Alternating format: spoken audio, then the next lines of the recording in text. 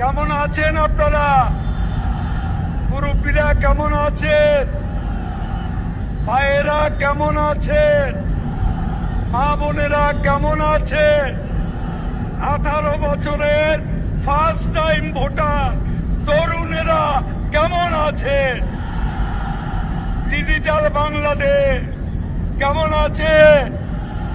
হাতে মোবাইল, 16 কোটি মানুষ, 15 কোটি মোবাইল।